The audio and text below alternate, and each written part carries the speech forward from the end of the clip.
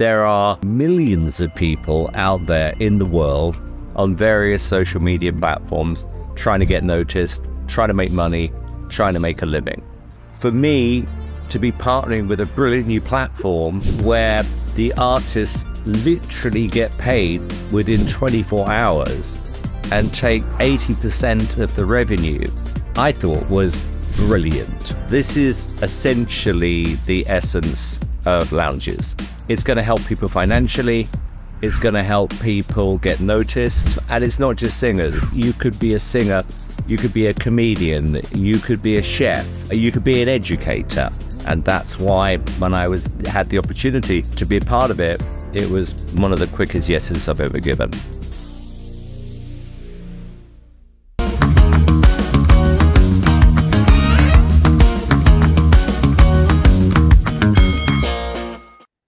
Hello, welcome along to The Voice of Boxing, another episode coming thick and fast in association with Loungers TV, the streaming platform you want to be on. And it's just a real pleasure to have my old friend, my old sparring partner, I guess, from the days of Sky and Matchroom, Eddie Hearn. About time you join us on The Voice of Boxing. Where have you been, my friend? Oh, everywhere. I mean, congratulations. And of course, good luck with Lounges. You know that I've been privileged to see the setup behind the scenes there. It's an incredible project. I think it's going to do very, very well. And pleased to be joining you, mate. You're looking like your best ever. And we're in Monaco this week and traveling around the world, really, as we do consistently every week. So a little bit tired, but excited. As you know, boxing is my adrenaline. It's my drug. It's probably my weakness as well, but we love it and ready for another show this week. It is all of those things. We met many years ago. You were obviously I guess new to Younger. it in some ways. I mean, you loved the sport since you were a kid, but then you had this opportunity, of course, to be the promoter for Sky, and everything sort of built from there. How different are you from that sort of young, keen, hungry man, I guess, hoping to sort of emulate your dad or impress him and impress yourself, to what you are now with your standing in boxing and beyond? I think I'm still the same keen, hungry man. I was going to say boy, but that's definitely not the case now. I mean, sometimes I think in life passes you by very quickly. I mean, you know, I'm 46 now, and I can't. No, 45. Sorry, I get that right. But you kind of just blink and go, how? You know, I mean, it doesn't seem long ago since we were trying to resurrect boxing on Sky, and Darren Barker was at the Olympia, and you know, we were trying to bolster the crowd up to 2,300, and you know, we said that we got to leave Hillsborough Leisure Centre and we got to try the arenas, and where boxing has come during that period is quite incredible. And I think we never really get the chance to kind of sit back and say, and obviously, look, I'm not solely responsible for that. I've played a part in it, but we never really sit back and go, wow, what has this become? So I think back then, probably a little bit naive, but very fearless and dangerous, because didn't know much, just had a plan and a vision, and nothing was going to stop me. And, you know, I think as you change your position within the industry and within markets, and also you get older and you get more mature, you do change a lot.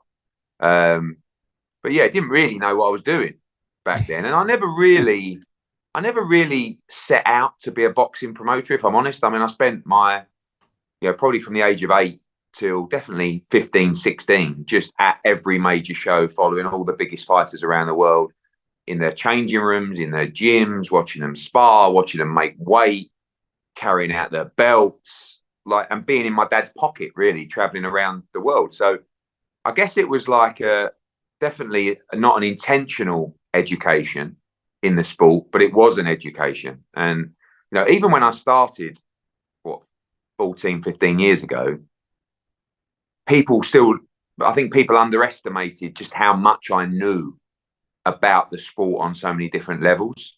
Obviously now I had the 15 years of actual experience at the top level of the business, you know, we're really well placed in a mad world, in a mad business, in a mad market, as you know, none of which often makes sense.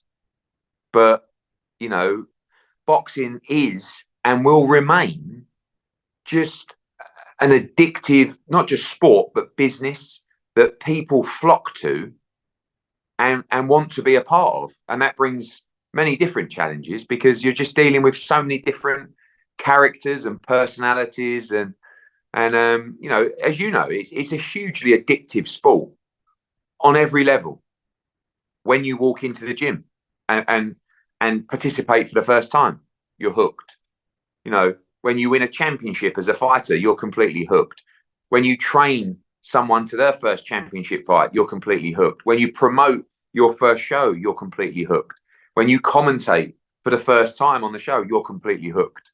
So there's no escape, really, until you choose to escape. And why would you when you feel so passionately about something? I totally agree. I've been in this for 30 odd years and I can't get out of it. I don't want to get out of it. I love being around fighters, being around the stories, the unpredictability, the thrills and spills. And as we know, and we used to speak daily many times with the Sky Matchroom sort of force coming through, it just changes all the time. You never know where the next turn is going to be and who's looking over your shoulder or who's in front of you. And I guess that is why it's so compelling. Yeah, I mean, we do around somewhere between 35 and 40 shows a year now, globally. And to put it into context, we're going to be making an announcement in the next 48 hours about our upcoming shows, right? Yesterday, 2 of the 5 shows that we're announcing, we lost the main event. Someone injured his back. Someone decided to leave his manager and go elsewhere. So it's like, I mean, that's just a small problem in a day nowadays. But like back in the day when you were only doing 12 shows a year, if you lost a main event for a card, it was an absolute disaster. And that affects you. Like you have to build up this barrier of resistance and tenacity that every problem is not really a problem. You just have to overcome it. And I've been part of so many problems that you become, I guess, in a sense, numb of the emotion of, oh, well, this bloody game, you know, and then you go and solve it. Whereas 10 years ago, it might have been, no, oh, I can't believe, you know, there were times where I'd had to phone you up, you know, at Sky and say, Adam, you're not going to believe it, you know, whether it's, I don't know, you know, Joshua Ruiz or whatever, you know, or Miller, you know, or Froch Groves back then where it's on and it's on like, Kelbrook, Golovkin, that was a big one. Yeah, you're delivering good news and bad news all the time, and you need people who understand the business. That's why I always like working with you and Sky, because you accepted that it's a shit business. Do you know what I mean? In the respect of you're going to be let down often, but you are also going to be a part of the greatest nights in sport when it gets done properly. What has been the greatest night for you? I think, I'm not saying that the bigger you get, I don't think the fun evaporates, but it's a different kind of feeling, you know, like when you go back to the early days and you were right in the thick of it, it was like we didn't know what we were doing, really. Like, I mean, you knew what you were doing, but like, it was just like backs against the wall, taking on the world. And then all of a sudden you'd get a moment like Darren Barker beating Daniel Gill in Atlantic City for the world middleweight title. Kell Brook beating Sean Porter in LA for the world welterweight title, both on the road, right? And then the other nights like Froch Groves at Wembley, of course, Joshua Klitschko. I think, and you were a part of this night, that probably Bellew Makabu at Goodison Park was just one of the wildest because he looked great in the first round. Then he got dropped at the end of the first round. Then he came back to knock out Makabu. And obviously we're all very fond of Tony and the whole thing. Taylor Serrano, you know, Joshua Klitschko, of course. Even Joshua avenging the defeat over Ruiz. And then, to be honest with you, I probably have to throw in Taylor Serrano too the other week on the Jake Paul card, because that was the same thing. Away fight, kind of A side but B side, everything stacked against you. You got Jake Paul, you got MVP, and it's like, it felt like us against the world again, and I think that Anthony Crolla winning the world title after his injury, and so it's a very tough one to call. I think in terms of momentous occasions, Froch Groves 2 and Joshua Klitschko, I think were two that I'll never forget. But probably Darren Barker's win in Atlantic City. I think with my dad there, and the fight was so close, and when the judge read out the final scorecard, and I think it was like 115, 114 or whatever, and because it was a split, I'm just like, we haven't got it. And it's like, and the no, and it's like, and at that stage, again, just clueless really to where we were going to go, what was in front of us, but we didn't care. We were there and we done it, and he done it, and that was that. So many to choose from, but probably Darren or Tony, I would say. You've forgotten the moment you got into early when Carl Froch beat Lucien Boutte. Yeah, I mean, that was a great example of not really knowing what I'm doing. I mean, the referee did cross his arms, but I just think that life is full of education, isn't it? And you have to throw yourself in the deep end of everything that you do, and you should never be afraid to make mistakes, because they will always put you in a better position later on in life. So even to this day, when one of our fighters wins by stoppage in a big fight, I will just wait and just double check all around. Do you know what I mean? And that could have saved me from something more serious. I don't know, but I just see all of those, I say mistakes, but vulnerabilities probably at the time, which we were vulnerable, because I didn't really know. I know boxing inside out, but still, I'm always been a heart on my chest guy.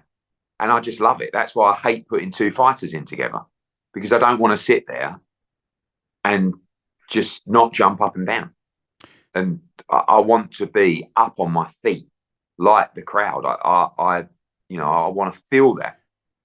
You're always there from the very beginning of shows. Your passion just is part of you, and up on the dais we have many press conferences where you don't need a script, you just know all the fighters, you care deeply. What about the way you're regarded, I guess, by the public? Because you've got those who love you, of which I admit I'm in that camp. It was a bit of a divorce, it felt like, when you left Sky, and I was a bit gutted then, and I found it difficult. But there's also a lot of people in the haters of Eddie Hearn that we don't like you, you're arrogant, your ego's too big. How do you deal with that? When you put your head on the pillow, do you care? I think anyone that says they don't care is a liar. I mean, it's how much you care. I want people to love what I deliver. I want people to get excited about our events. I want people to buy a ticket and leave and go, that was a great night. I got value for money. Tune in on DAZN and say, wow, what a night. I think I used to care a lot more. I think that's just a maturity thing. But it's kind of like when I was breaking through onto the scene, I was so popular, and it was like, wow, Eddie's just, look at this, like this young guy is just ripping up boxing and taking on everybody. And and then when I got to the very top, it was like he's Dr. Evil. He wants to control the sport. And that's when, although even like the booing thing was, it wasn't a joke, but it was kind of like pantomime, wasn't it? It was, but there was a lot of people, and my job is to be brash, to be the showman, to be the storyteller, to create the controversy. And that was like, I remember that night, I think it was Joshua Klitschko, where we'd just seen the greatest event in British boxing history, AJ, and then, I'm thinking, oh, they're gonna come over to me now. And it's like, and Eddie Hearn, I've come up on the big screen, and all I can hear is, boo. And I'm thinking, oh, they must have put the camera on, I don't know, Tyson Fury. And I kind of looked up and it was me. And I'm like, blimey. And even my mum phoned me the next day and she's like, Edward, are you all right? You know, I couldn't believe that they were booing you. I mean, you've just given them what a night you gave everyone, you know. I said, I don't worry, mum. I think it's just like, it's a thing now. And it did become a thing. It's actually just kind of gone full circle where I actually feel that I'm probably more popular than I was then. And I just think, I don't know. I think obviously I do a lot now outside of boxing from a kind of profile perspective. Obviously, unintentionally became a little bit of an internet meme with the no context stuff. But that means that I'm all over Instagram and TikTok, and you know, my kids, all of their friends know me from TikTok and Instagram. Right. And it's just a whole nother world. And of course, the stuff that we've done with KSI and Logan Paul, that introduced me to that world as well. And then, you know, it's no secret that when I was coming through, I just felt like I needed to build my own brand as the boxing man, you know. And I looked at what Dana White did in the UFC, and I looked at what Vince McMahon did in WWE. And I'm like, look at these guys. They are like the figureheads of the sport. What they say, not gospel, but people listen, and they are part of the brand as well. So when Dana White goes into a new territory, people know Dana White and people want to come to his show. So you're not always talent led. Ultimately, the business success of the show will depend on its quality, but it's an Eddie Hearn show. So I'm kind of in, as long as the card's good, I'm all in. And that was a strategy. I didn't know it would take me, you know, to, I don't know, books and adverts and like whatever. That's kind of part of the ride, but it's all strategic. So in answer to the question, do I care what people think about me? Yeah, I think I do. I'll be honest with you. I don't, you know, I don't lay there at night going, oh, I mean, if you read Twitter, and I mean, Twitter is the greatest cesspit, you know, of life, really. I mean, it's also an interesting form of information. 90% of it's not even true, but it's like, if you read that consistently, you will end up doing your nutting. You know, I remember I did a podcast with Wayne Rooney, and this was at a time, probably like 6-7 years ago. And I was getting a lot of stick and like, you know, and I said to him, does it bother you on social media? Like, because he put a post out and I read the replies, and it was quite disgusting. And I was like, does it bother you? And he went, oh, I don't know. Someone else does that for me. Like, I said, oh, what, you don't read them? He went, no. Why would I read them? And I'm like, oh, I do. Do you know what I mean? But I still do, because they're the customer. So I get, you know, but at the same time, you're never going to keep everybody happy. It's just impossible. Like, you can't expect to operate at a certain level and not get haters or not get, you know, people that are trying to force you out of the game. And now you live in a world of social media and bots where your competition is creating narrative against you, right? By posting this and this, you know, I see it all the time. You know, when someone wants to try and block you or do this, I'll go on my Instagram account and it will be 50 comments, bots. And I know where it's coming from. But it's kind of like, you have to look at that in a way where it's kind of like, wow, you're really going to that kind of effort to stop me. That's, you know, that turns me on a little bit, you know? Ed, one of your haters was, of course, someone also trying to drive you out of business, and that was Frank Warren. We had many conversations over many years about Frank, and I did the other way as well.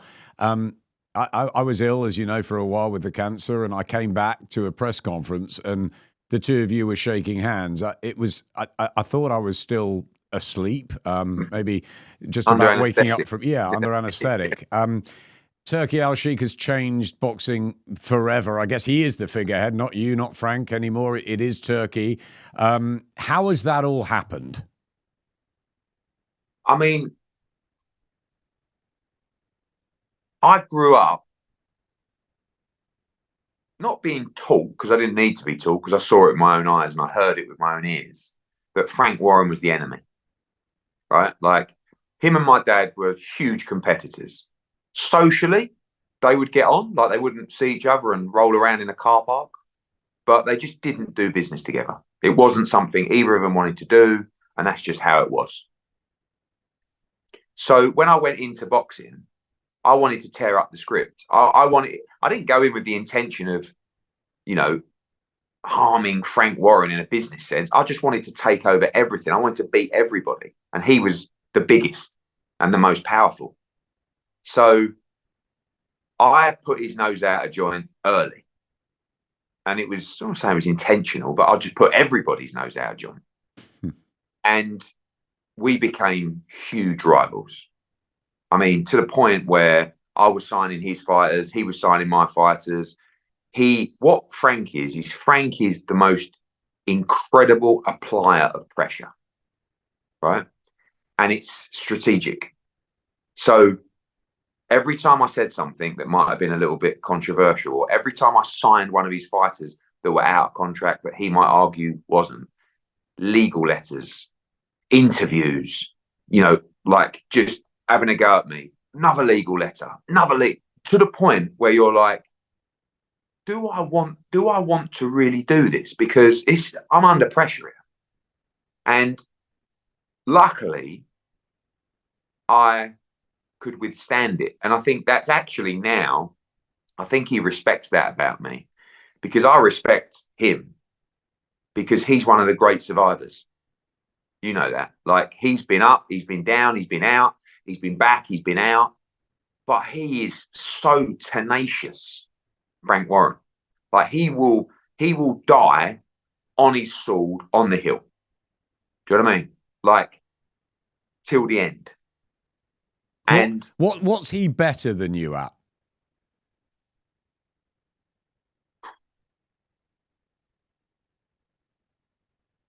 You're probably asking the wrong person, because I don't think anyone. I mean, I don't know how smart he is. I don't know how intellectual he is.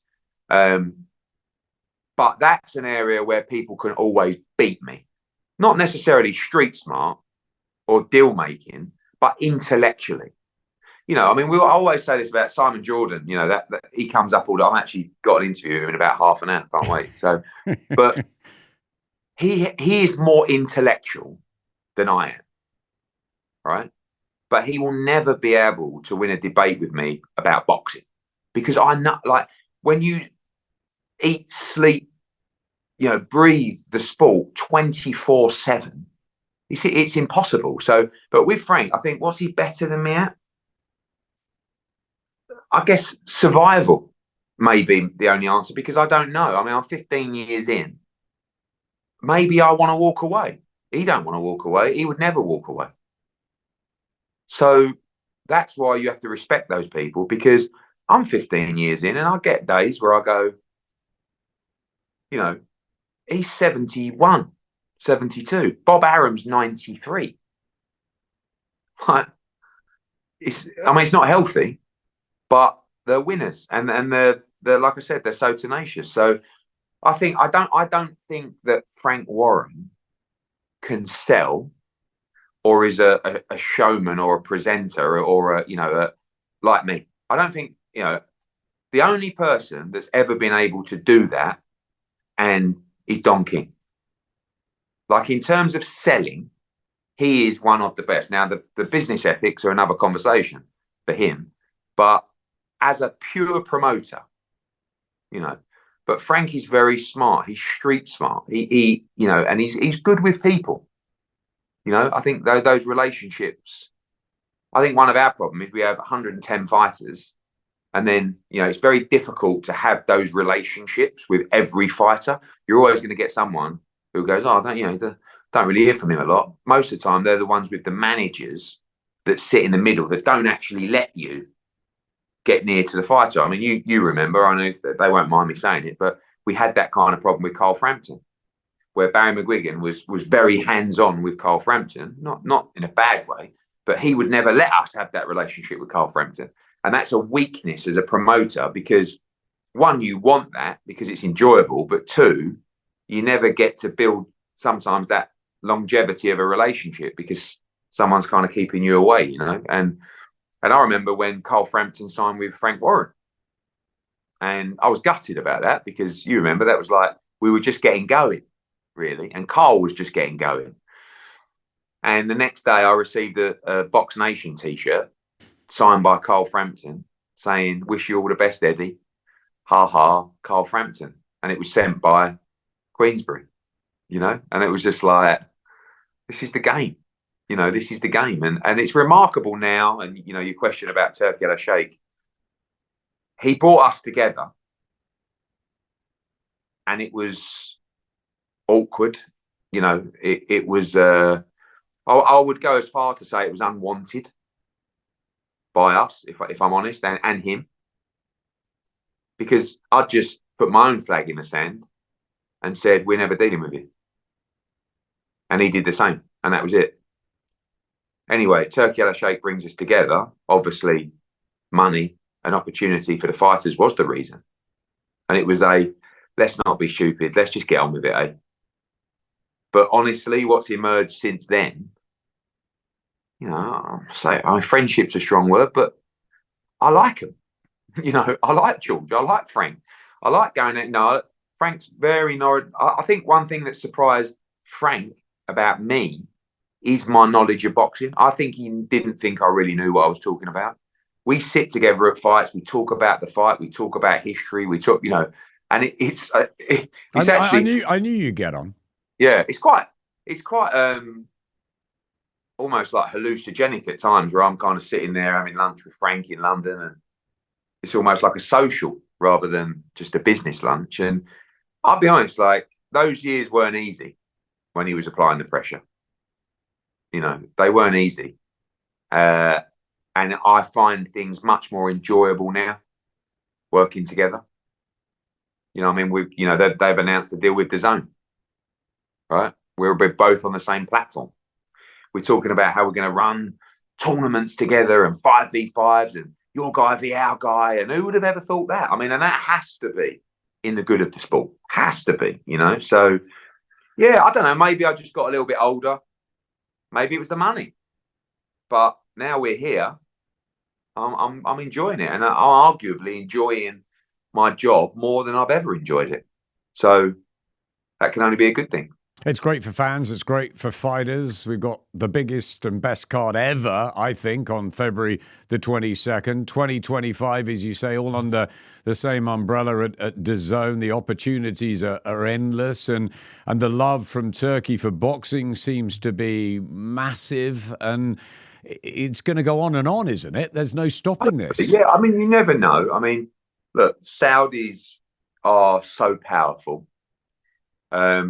They also have the ability and maybe the history at times of jumping about, and, you know, 1 minute they're all in on that and then something else comes along.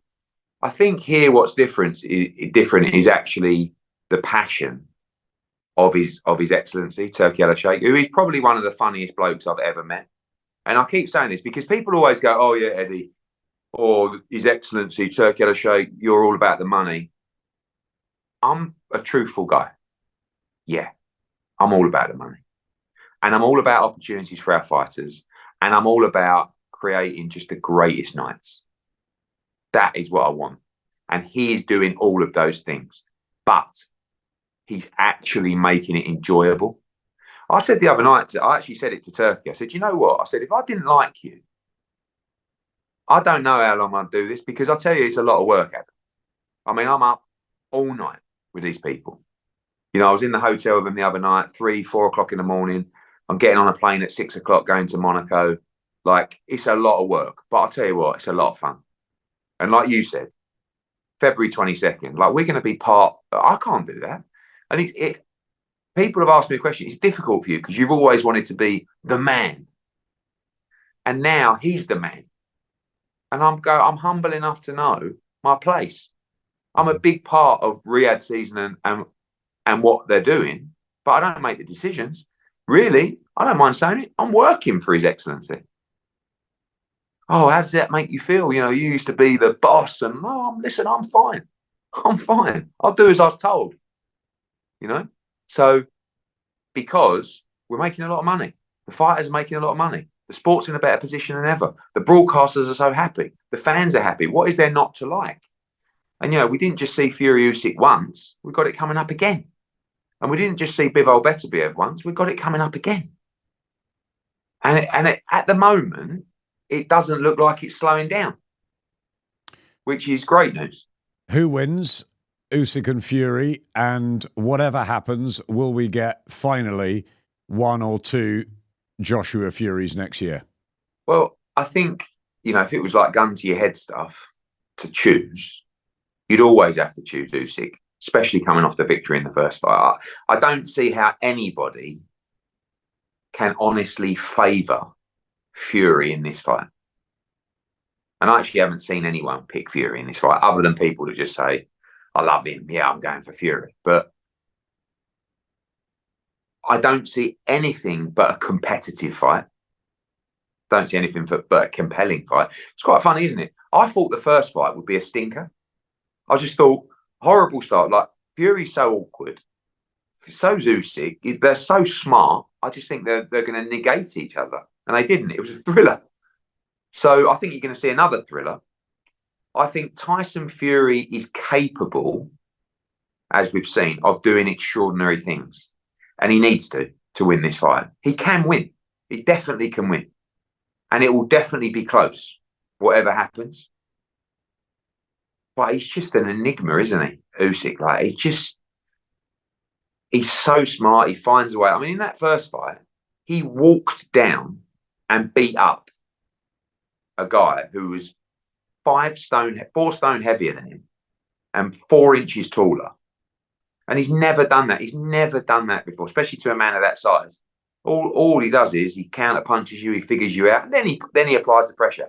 He went on the front foot and stuck it on Tyson Fury, and really could have, maybe should have, stopped him.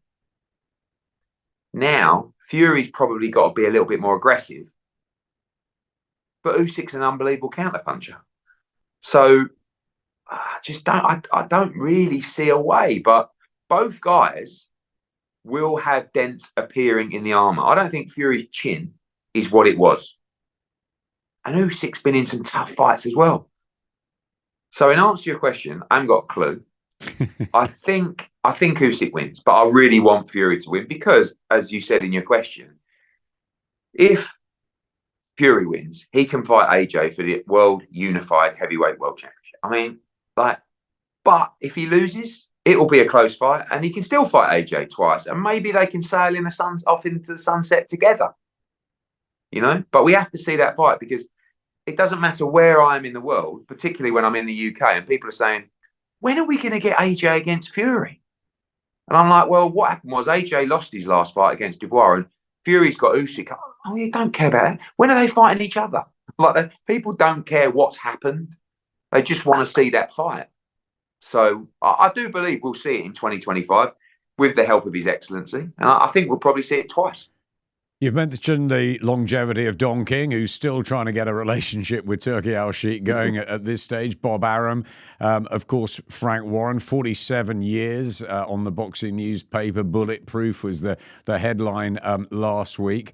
Your dad, of course, still lives and breathes it. I remember a few years ago we were in Boston with Katie Taylor, who we both adore, and you said, I'm going to see it through till the end of AJ, and then I'll probably go and do something else. So we started this with you saying about the addictive nature of the business, of the sport. Is it going to keep you in it forever, or now with the success of the darts and everything else at Matchroom and maybe other ambitions, where does the future hold for Eddie Hearn in post AJ life? I don't know. I ask myself the question sometimes. I think, look, it's not healthy. I don't think it can ever be. But then living a life without passion is also not healthy. Do you know what I mean? I suppose my biggest danger is, I get asked the question all the time, what do you like to do with your spare time? And honestly, and I don't know whether it's sad or I don't know. I have nothing else, outside of my kids, and it's like I like to go to the gym, and stay healthy so that I can work harder, right? I don't fish. I don't play golf. I don't paint. I don't do jigsaws. I don't have anything else. Like, and it, on one respect, that might be quite sad and worrying. And in the other respect, it means that I'm very hard to beat. So life is about balance. I don't really have any balance. That's the problem. And I'm all or nothing. And I'm all in, all in. You know, middle of the night, wake up, phone's going off, something's happened in America, 2 hours, it's 3 o'clock in the morning, we go to work. We sleep when we can, we do this, we fly here, we fly there, another show, another show, another show, another show.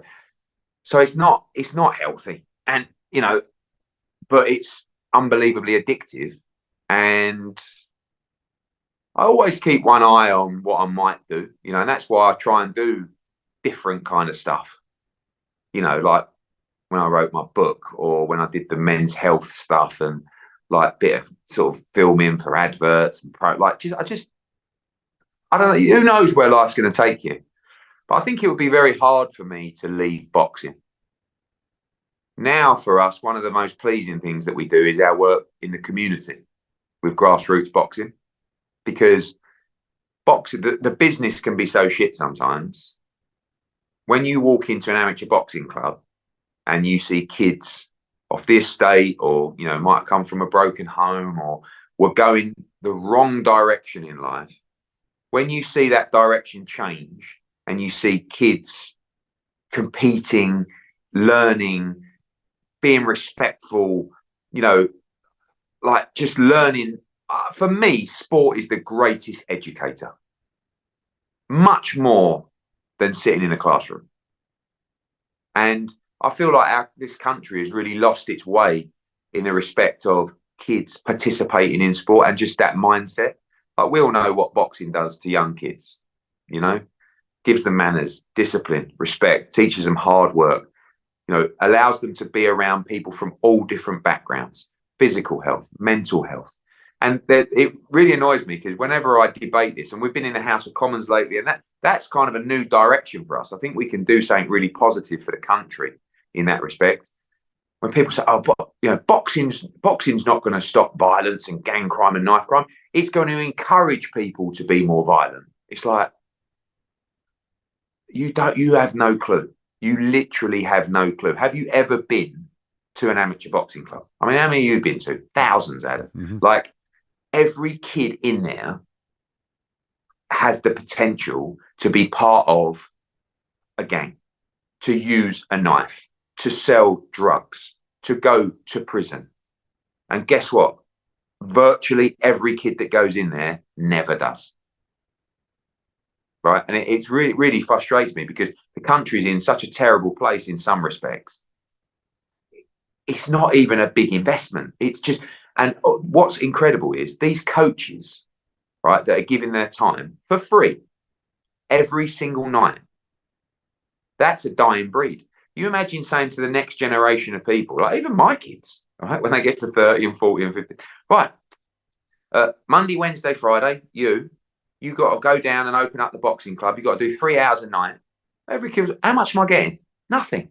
It's for the community. What? For the community?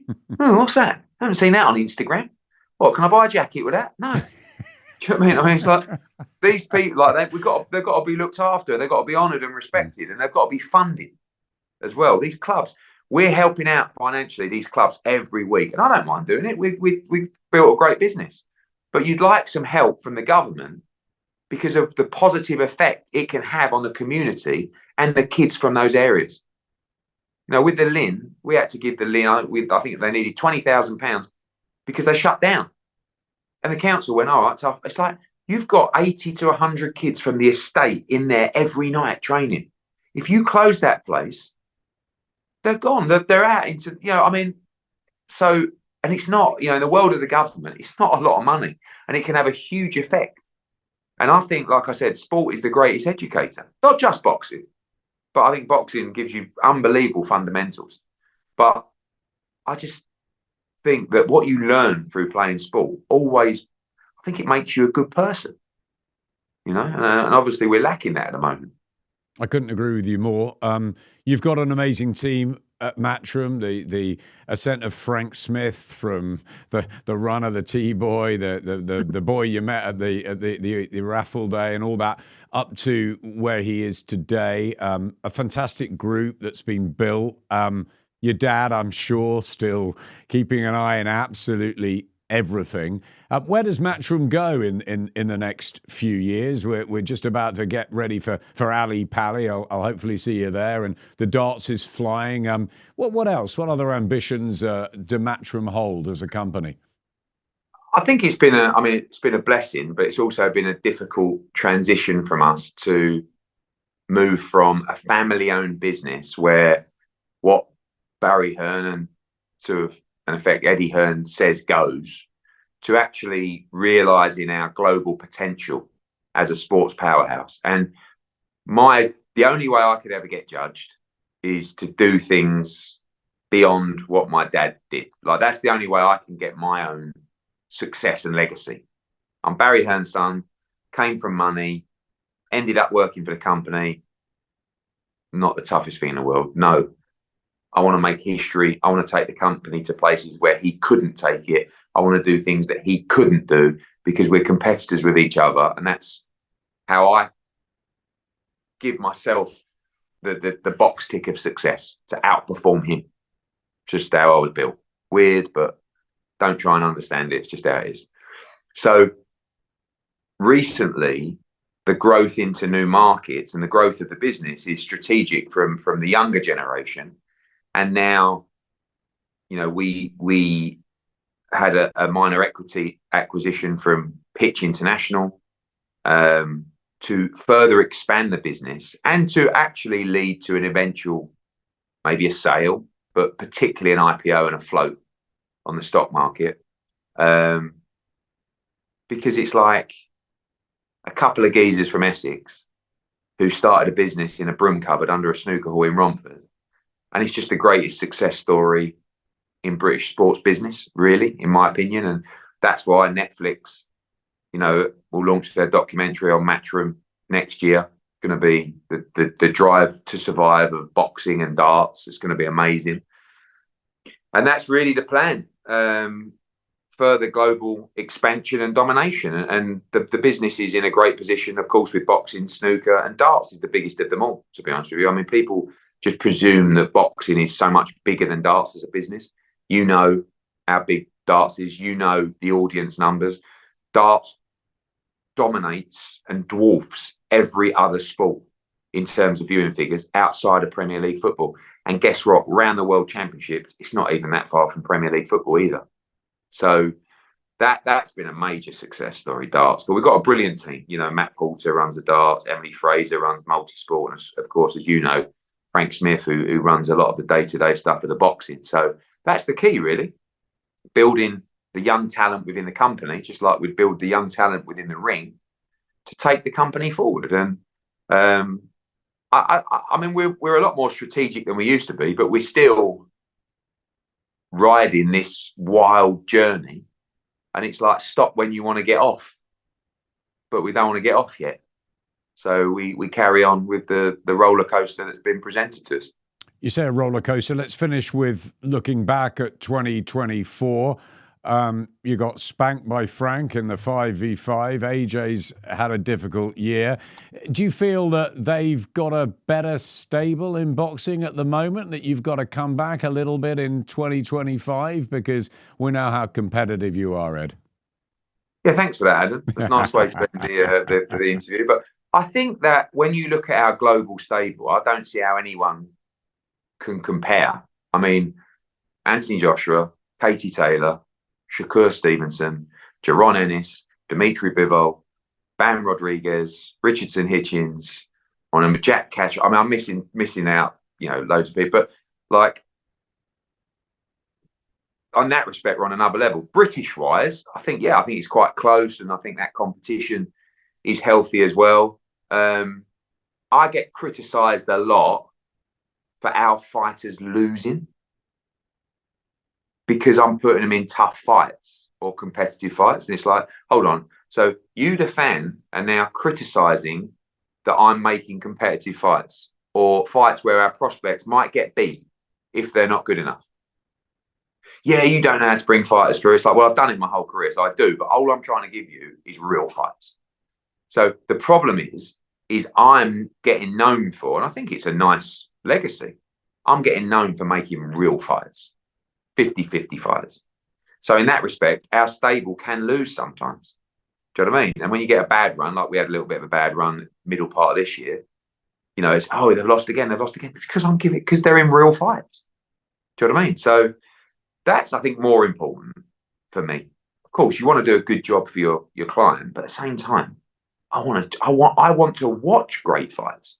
I'm doing it selfishly as well, by the way. I mean, I want to give you great fights, but I want to watch great fights. I'm paying the bill. Do you know what I mean? It's like going out for a dinner and having an all right dinner, and it's quite expensive. Well, you leave there with a bad taste in your mouth. It's the same as buying a ticket at boxing. But I'm paying the bill in a restaurant. So I want the food to be Michelin star. And that's how I feel when I take my seat. You know, you said you're there at 4 o'clock. Yeah, I want to watch every fight. I'm paying for it. And I want to make sure it's good to watch. And if it's not, I speak to the matchmaker, I speak to Frank, go, this ain't good enough tonight. Because I'm the customer as well. So let's hope we can have a nice Michelin star every Saturday for the rest of our lives.